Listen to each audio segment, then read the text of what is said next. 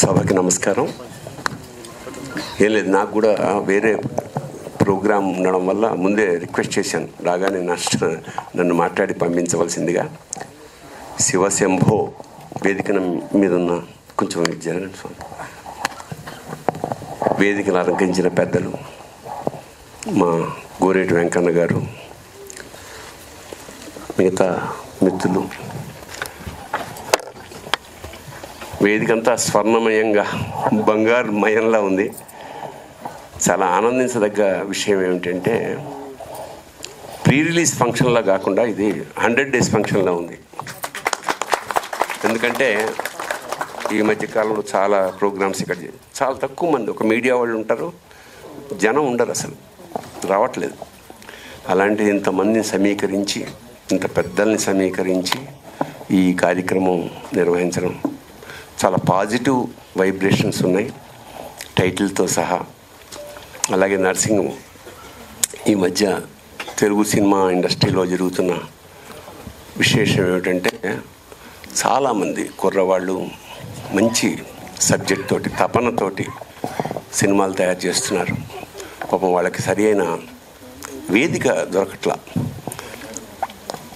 వాళ్ళ కంటెంట్ బలంగా ఉంటే ఇవాళ ఏ సినిమా అయినా సక్సెస్ అవుతుంది. పెద్ద హీరోలే రావాలన్న ఇదేం లేదు.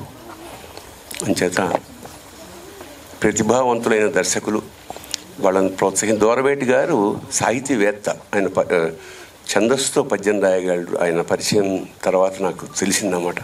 చాలా బ్రహ్మాండంగా మొత్తం డైలాగులు. ఇందులో ఒక సాంగ్ కూడా ఉంది, నా మీద పిక్చరైజ్ చేశారు.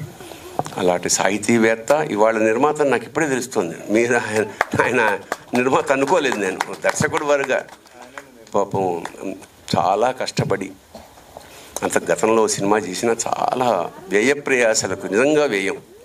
సినిమా అంటే ఇవాళ కోట్లతో వ్యవహారం. అలాంటి సినిమాని నర్సింగ్ వాళ్ళు భుజాల మీద వేసుకొని చాలామంది సహకరించారు.